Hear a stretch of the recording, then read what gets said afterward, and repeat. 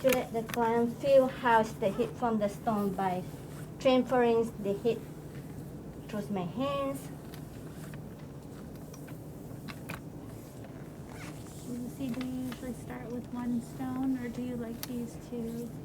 I always try with one stone first, yeah, and then after that, I will check with the client for to feel like how is the stones, how is the heat from here, Jasmine? That's good. That's good. She says good. So for apply the stone, for as my technique, I always try to do some circle like that. With one hand slowly, another hand like go a little bit faster because the heat from the stone, if we let it stay, it will be very hot and it can burn the skin. But if we turn over like that, so you know well the muscle on the upper back, it can stand with the heat more than the lower. So now I go like that. I'm holding the stone like that. So when we work with the Could you do that stone, again, please? Yeah. yeah, How you're So- holding it, please? I'm holding like I use my hands and holding with my two hands. And Yeah, pulling. you can feel like, and then I'm pulling the muscle from client from the latissimus dorsi up to the teres minor and major, and pay attention. You can give deep pressure by your hands, but don't giving deep pressure with the stone because it can hurt the client bones. That's why I always pay attention on that. One more time, go along the paraspinal.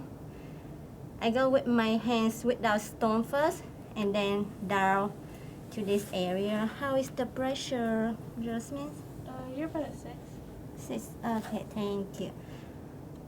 Yeah, so from this area, she has very tight muscle here we call trigger points. So later then when you learn how to release the trigger points like a knot, so you will feel like that it really needs help with the stone. The heat from the stone is have a lot to melt the muscle faster than by the hands. So like that, we can work deeper and deeper with the stones. Okay, I'm going to change another stones. Did you have a question? Is it fine? There's some gentlemen. Any No, questions?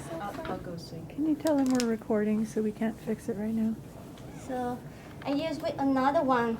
When I check the second one, of course, my hands can stand with the second one, but the skin from clients, they could not stand with that. We need to make sure the heat is enough for client. Like first we apply to the muscle from here and here, and then sometimes you should check on your forearm. Remember, when you learn from the hot stone, you check the stone from your forearm. This is the sensitive skin here. If it can stand with that, it means this muscle around this area can stand with the heat from the stone. Lucie, do we check in about the stones that are on the sacral area, and do we ever change them with warmer stones? Or? For this area, so when gels leaf is on here, it means we just let it stay on this area during we work on the back. For the client, they feel comfortable when they lay down on the table, and then the body connect direct to the stone, even through the drop sheet. Yeah. Do you ever change them so No. that you have warm? For me, I don't change that, but I don't know, like some massage therapists, they love to change because they feels like with the heat, if we change, it's heating up and client feel more comfortable during receive the massage. Yeah.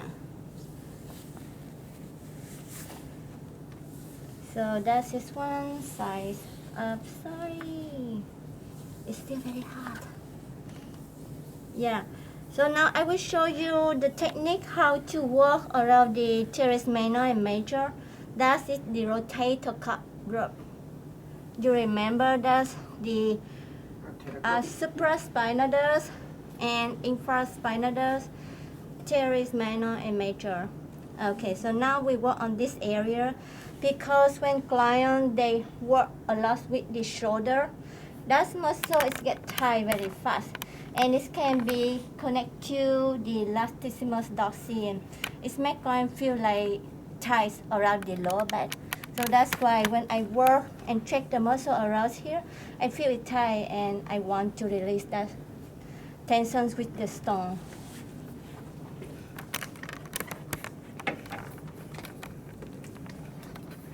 So for that, before I move client arms, I use deep sliding to feel like how the muscles need help.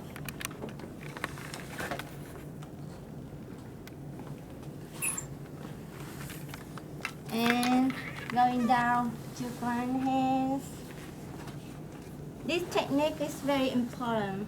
We move the hands to the side, right? Do you mind doing what you just did again? Sure. I didn't see it. Yeah. Okay. So like that. First, I start with my forearm. This just sliding, but I'm not giving pressure from this arm. I just start from here, go down, should go along the spinal line,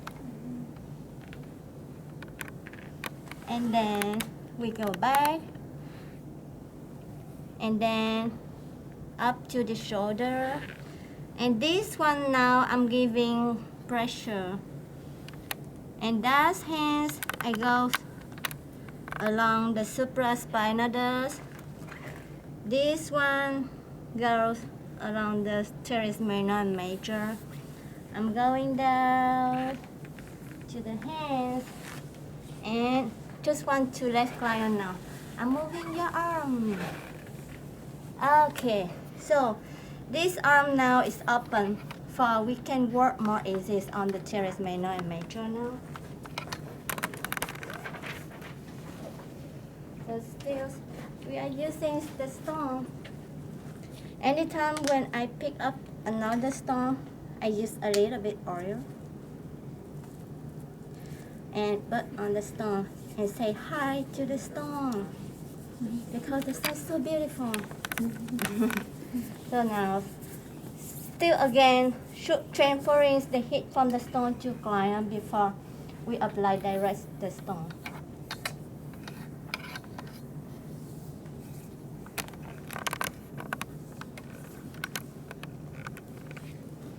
Yeah, the technique when we transferring the heat from the stone, we can go slowly.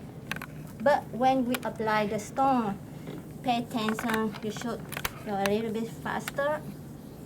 For client, they feel it's nice and it's not too hot for them. So now the technique now is very important. Pay attention and look at me. Going down, I'm pulling. Here.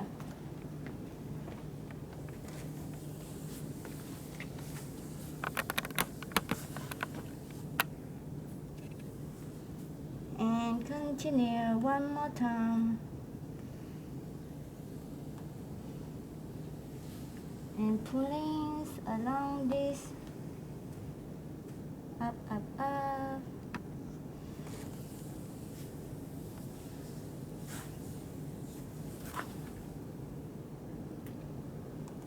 So the last one, you know, like this area, the rhomboid attached to scapula. So we go to make sure the stone connect and have the rhomboid melt down to the paraspinal ESG, and then pulling off to teres minor and major again, and then go down,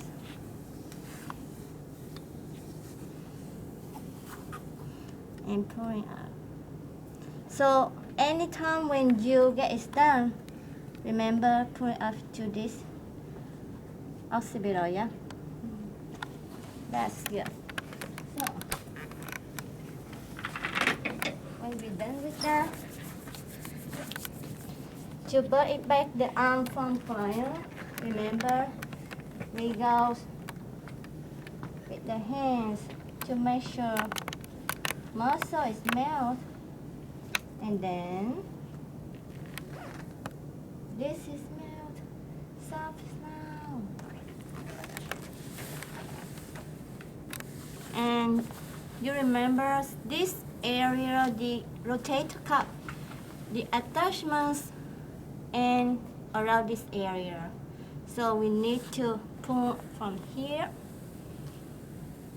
So like that, we point from here to here and but back, climb up. Yeah. So that is